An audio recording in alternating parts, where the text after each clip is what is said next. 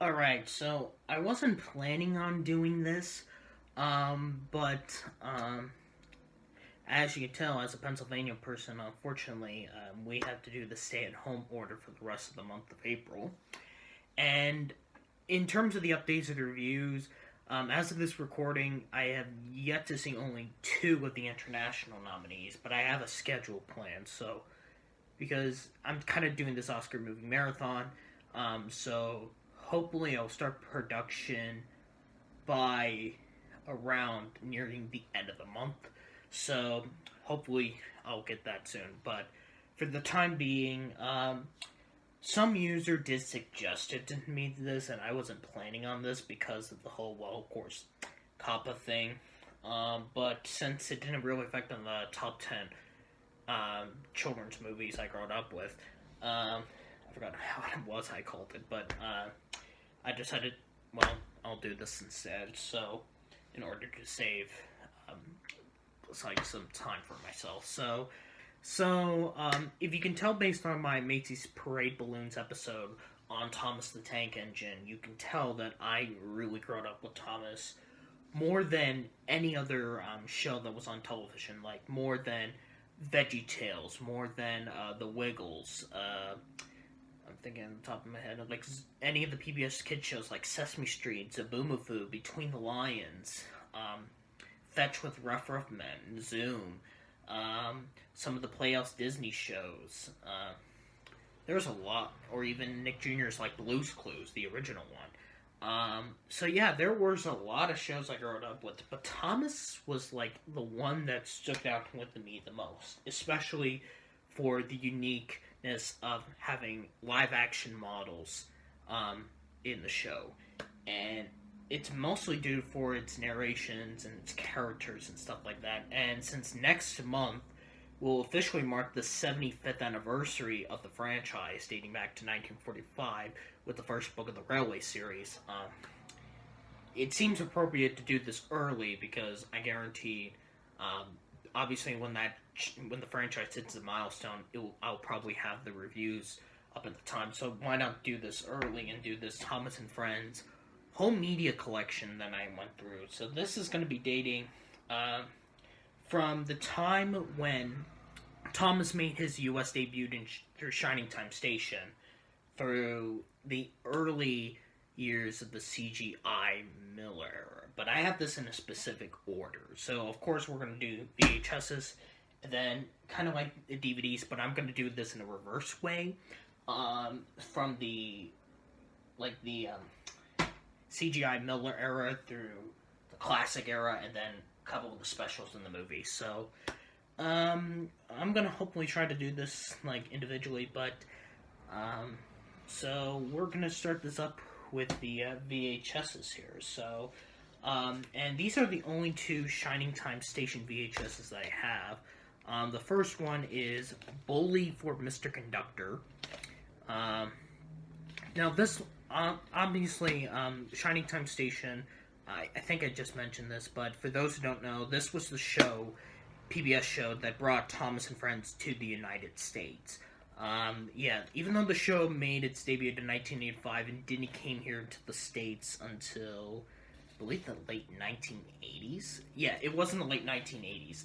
I believe 89 was it was. And the first season had Ringo Starr as the narrator, and then George Carlin took over the narrations. And he, of course, became the official narrator for the first legit for the first third, and fourth season, and obviously he re-narrated the first two ones after when Rango left. So yeah, Bully for Mr. Conductor is one of them, and the other is Becky Makes a Wish. And based on the two Thomas episodes I can see, this one has Bulgy, and this one has O&C, both season 3 episodes. And then going kind of in the VHS way through kind of like going by season. Season 1, James Learns a Lesson, the only Ringo Starr VHS I have. A Big Day for Thomas. Thomas's Christmas Party. Daisy. Two versions of Thomas Gets Bumped. One dated says 1991. And the other one dated 2003. Gallon Old Engine, or as they call it, the Gallon Old Engine. I don't know. That. Rusty to the Rescue. Cranky Bugs. Spills and Chills, which, by the way, Spills and Chills and Other Thomas Thrills is my all-time favorite Thomas and Friends VHS and DVD, because, and season 5 is my favorite season of Thomas, and not because of Alec Baldwin's narration, but also what Britt Allcroft and David Mitted took to a different direction after the passing of Wilbur Audrey, the man who created Thomas. And they went like in this action-packed, humorous, spooky season, and going into a little bit of a darker territory. Like, I love that. Like, how the script worked, it's just perfect. Like, when you go back on it, you're gonna really see how great the technical triumphant it was. Races, Rescues, and Runaways. And then we have Best of Thomas, Best of Gordon. I don't have Best of James or Best of Percy on VHS. Thomas's Christmas Wonderland. Thomas's Trackside Tunes. And then we're going into the post-Magic Railroad era during the last 2 years of the classic era. James and the Red Balloon. And New Friends for Thomas, which was guest narrated by Michael Angelis, who was supposed to be our current U.S. narrator when Season 7 began, but because of some critics were very mixed on his narration here. I can't stand Angelis' narration, but I would say that probably listening to all the main versions of Season 7 in the UK, because it had the original music by Michael Donoghue and Junior Campbell, since the US versions were composed by Robert Hartshorne and had Michael Brandon's narration. I'm rather kind of mixed on it, but obviously cultures are very different between the UK and the United States. But Thomas is originally from the UK. And the only new series VHS I have, which is from season 8 through, I would say, 12, even though they had the mix of live action and CGI, Thomas's Sodor Celebration. Now we're coming into the DVDs. Now, I have stated earlier that this is going to be kind of in a reverse way. We're going to go through the CGI episodes first because they are considered to be the worst. And if you're wondering what the CGI Miller era means, it's basically the show was written, head writer was Sharon Miller, which many people consider to be the worst writer of the Thomas and Friends series. And there was a second half of the CGI era called the CGI Andrew Brennan era, where Brennan took the second half of the CGI series. He had made some bad episodes, but he had made some great episodes, and even adaptating 3 Railway series stories that hasn't happened since season 4 in an episode in particular. But going through, it's a combination of the CGI episodes, the new series episodes, and the, all backwards. So, going up with Thomas in Charge. But it does have some activities and fun with Mr. Perkins, which I heard he was very popular. But I don't know what episodes come in this. They don't really say, but you know how bad these episodes are.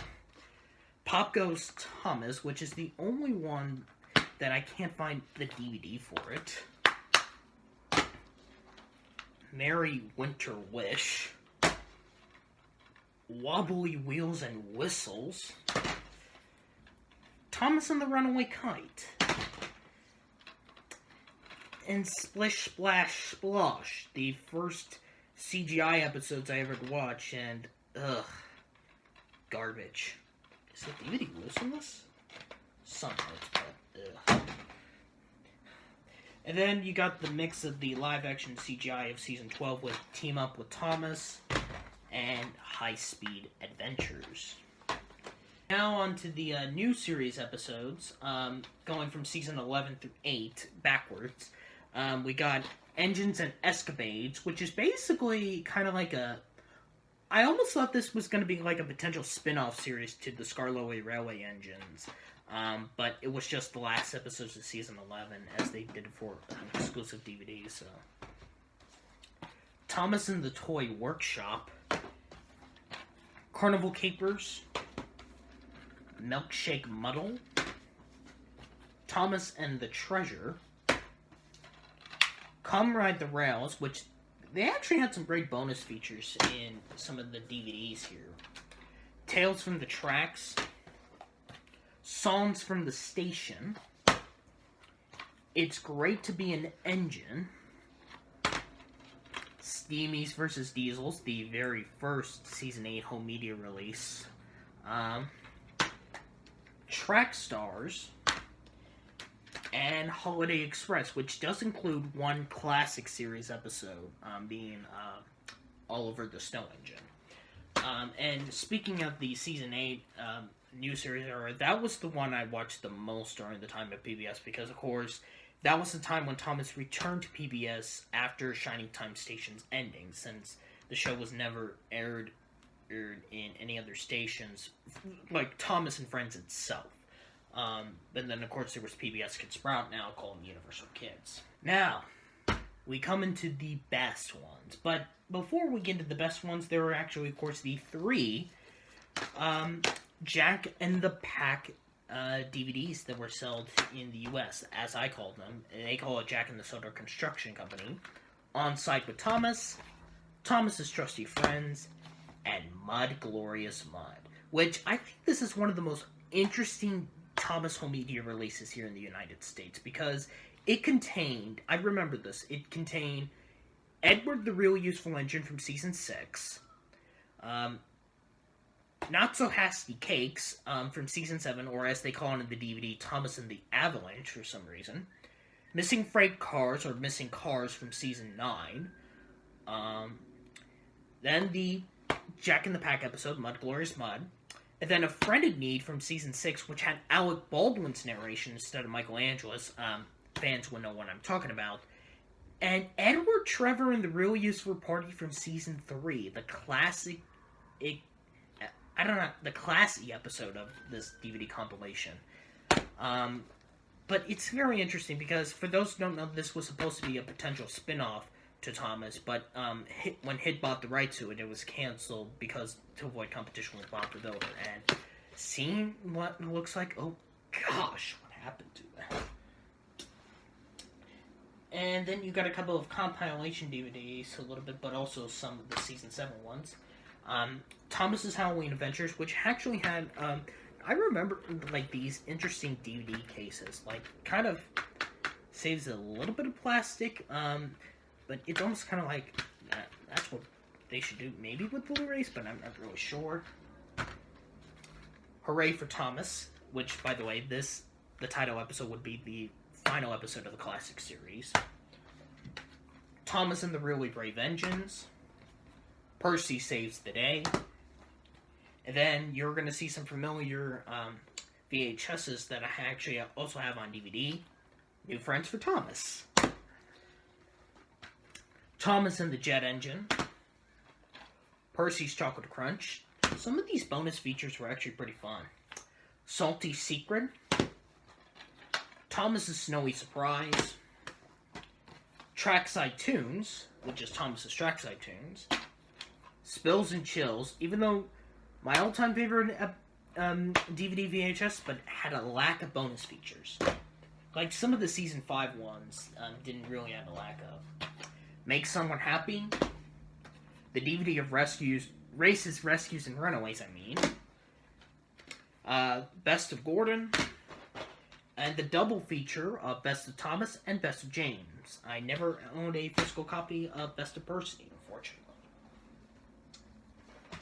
Sing-Along and Stories. Yeah, the songs in the classic era are very classic indeed. I would have to say what would probably be my favorite season that had the best songs, it would probably be Season 7. But the ones in 4, 5, and 6 are definitely classics as well. Especially the first ones that were ever done, like Let's Have a Race, Thomas's Anthem. Man, there's so many classics like Don't Judge a Book by Its Cover, Gone Fishing, Island Song, you name it.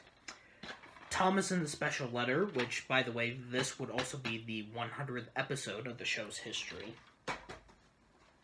Henry and the Elephant, which is basically the DVD of Gallant Old Engine. James Goes Buzz Buzz.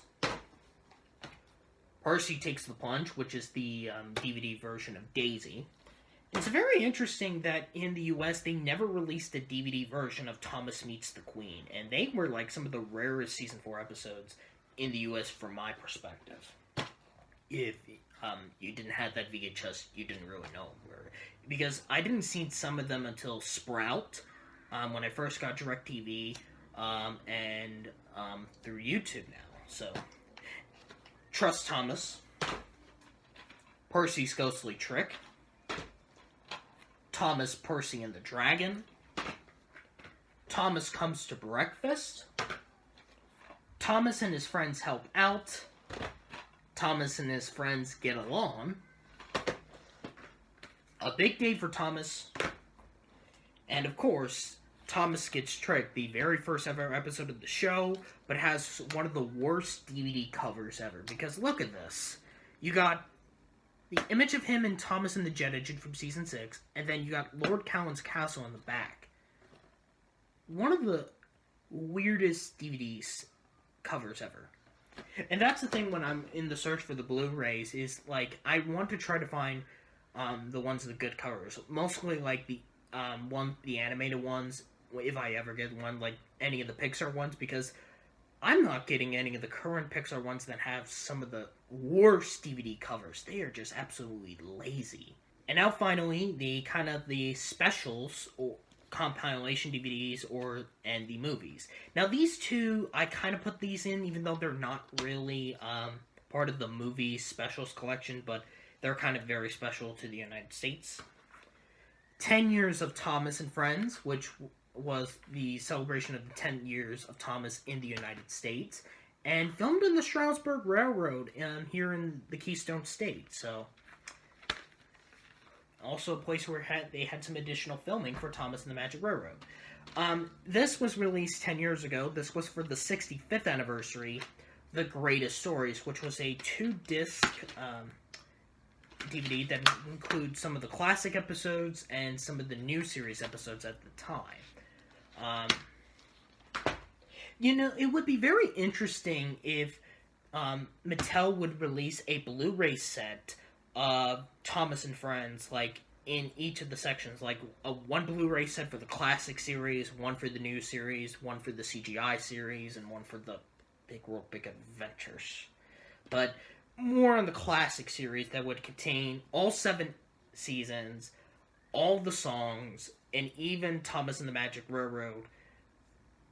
Maybe it's director's cut, but of course I have stated my about Thomas and the Magic Railroad that it's finally getting a Blu-ray release in June, I believe, in honor for its 20th anniversary. And speaking of Thomas and the Magic Railroad, I have 2 copies of this.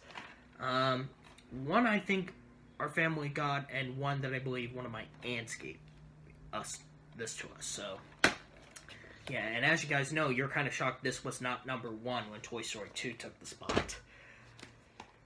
Calling All Engines. Many people consider this the worst special, and that explains why.